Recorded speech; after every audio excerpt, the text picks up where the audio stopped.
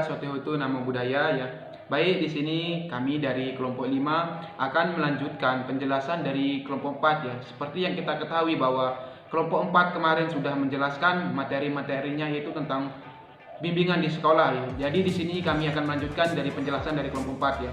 Yang dimana pada kesempatan kali ini saya akan menjelaskan tentang faktor-faktor yang mempengaruhi bimbingan. Di sini ya, program bimbingan di sekolah terdiri atas pelayanan-pelayanan yang dikoordinasikan dan dilakukan oleh dewan sekolah, termasuk kepala sekolah, guru, pegawai-pegawai sekolah yang lainnya dalam kerjasamanya dengan lembaga-lembaga masyarakat yang ada hubungannya dengan pendidikan dan bimbingan. Ya, di sini ada beberapa faktor yang mempengaruhi program-program bimbingan ya, yaitu yang pertama itu adalah faktor pelaksanaan ya, atau orang-orang yang bertugas melaksanakan bimbingan itu. Yang kedua itu adalah faktor alat dan perlengkapan, metode dan bentuk pelayanan anak-anak atau murid-murid yang menerima bimbingan itu. Dan lembaga-lembaga masyarakat yang erat hubungannya dengan pelaksanaan bimbingan itu ya.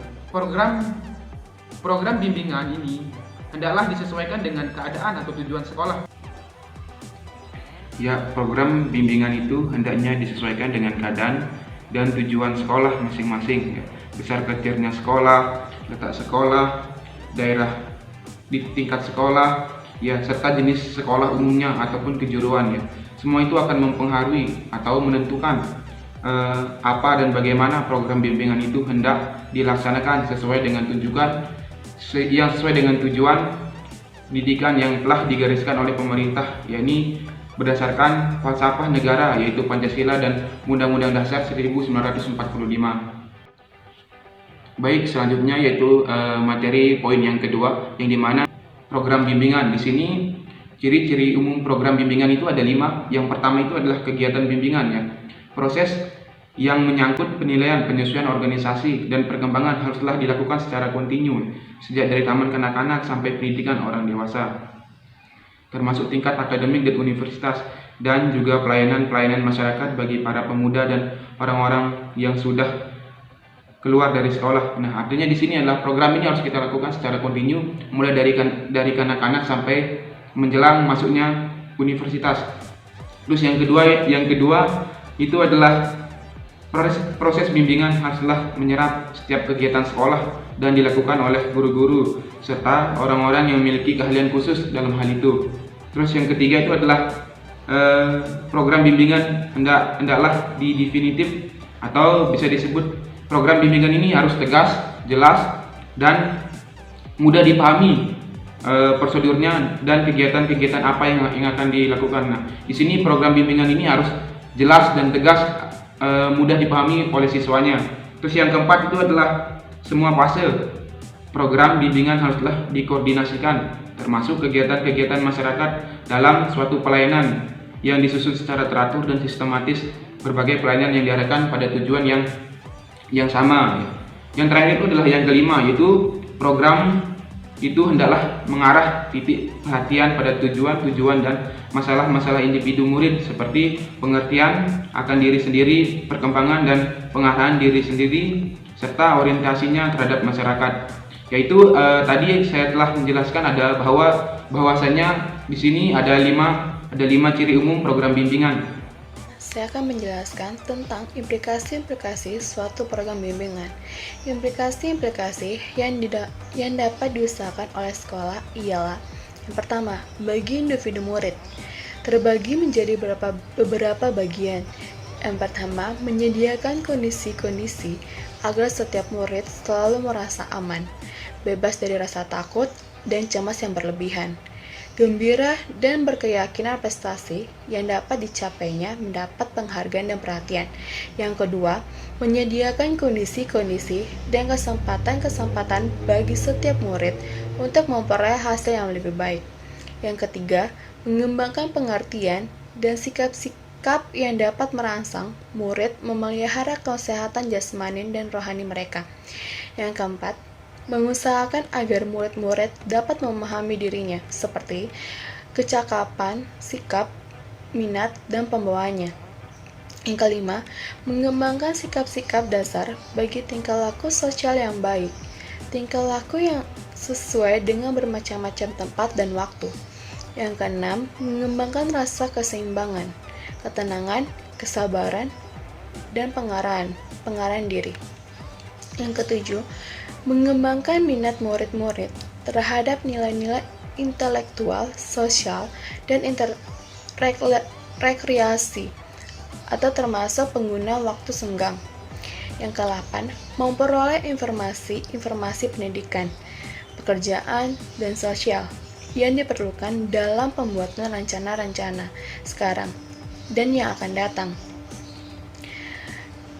Yang ke-9, membantu dalam pemilihan jabatan yang berharga dan layak, yang dapat dihubungkan dengan minat dan sifat-sifat individu masing-masing. Yang ke-10, mengembangkan kepandaian mengendalikan diri, suatu pengertian tentang kewajiban atau tanggung jawab pribadi terhadap kesejahteraan kelompok. Yang ke-11, mengembangkan pengertian dan penghormatan yang sehat terhadap kesanggupan dan hak-hak sendiri, dan kesanggupan serta hak orang lain. Yang ke-12, mengembangkan kepercayaan kepada diri sendiri dan penghormatan diri sendiri pada murid. Terus yang kedua, itu bagi organisasi dan pekerjaan sekolah terbagi menjadi beberapa bagian. Yang pertama, menetapkan kebutuhan-kebutuhan pribadi individu di atas pertimbangan prosedur sekolah yang lain. Yang kedua, menyediakan suatu kurikulum dan kondisi-kondisi kerja yang memungkinkan setiap murid dapat bekerja dengan hasil yang baik dan kapasitas yang penuh. Yang ketiga, menyediakan informasi tentang keadaan diri murid-murid yang penting bagi penentuan bahan-bahan dan pemberian pengajaran yang sesuai.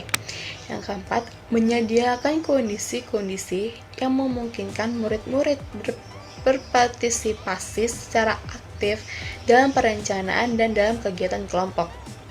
Yang kelima, menyediakan kondisi-kondisi yang memungkinkan guru-guru dapat mengajar dan memimpin kelasnya dengan baik.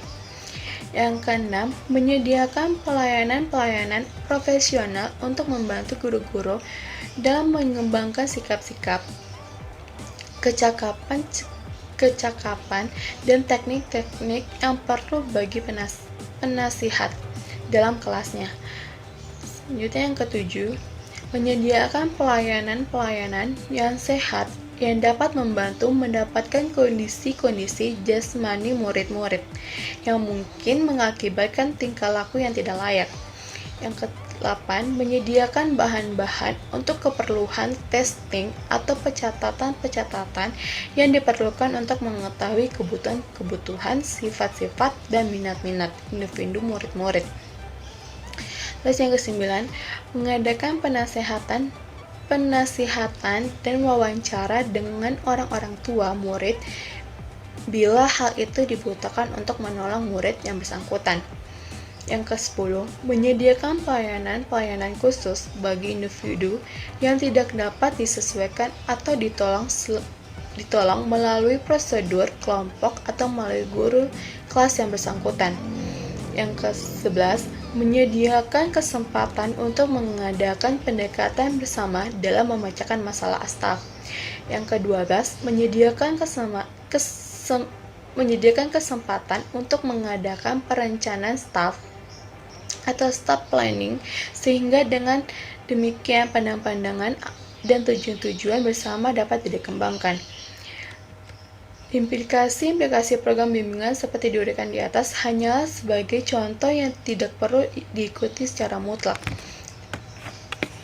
Baik, di sini saya akan menjelaskan tentang organisasi bimbingan di sekolah. Yang pertama, permasalahan perkembangan ilmu pengetahuan dan teknologi yang makin tinggi, ditambah dengan pesatnya pertumbuhan penduduk di dunia, menyebabkan kebutuhan dan tuntutan kehidupan manusia yang makin tinggi atau makin banyak dan kompleks itu menimbulkan berbagai macam masalah dan tantangan bagi perjuangan hidup manusia.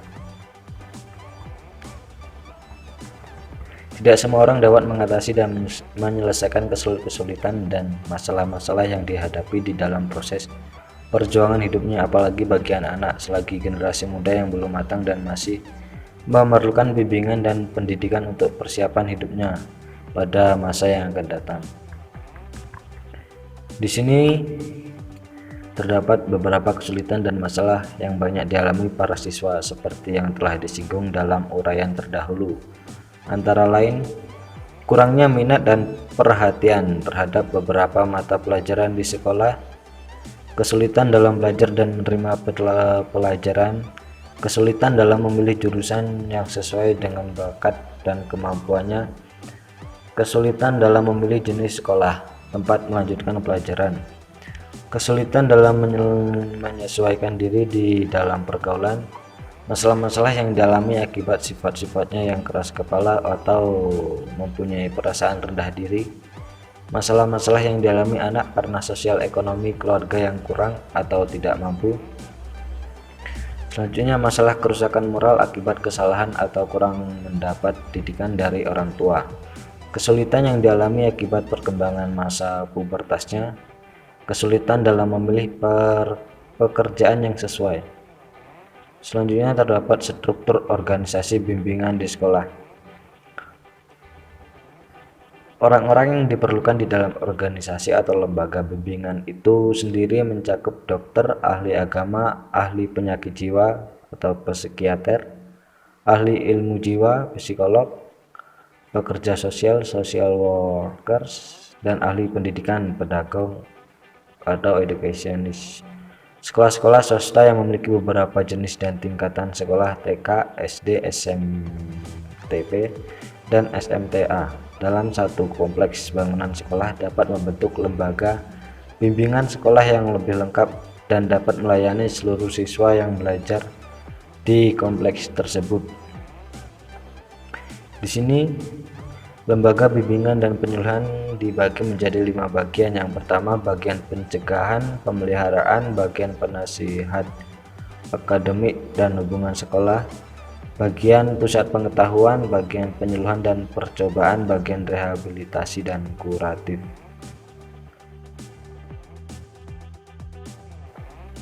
Di sini lembaga bimbingan dan penyuluhan dibagi menjadi 5 bagian. Yang pertama, bagian pencegahan, pemeliharaan, bagian penasihat akademik dan hubungan sekolah, bagian pusat pengetahuan, bagian penyuluhan dan percobaan, bagian rehabilitasi dan kuratif.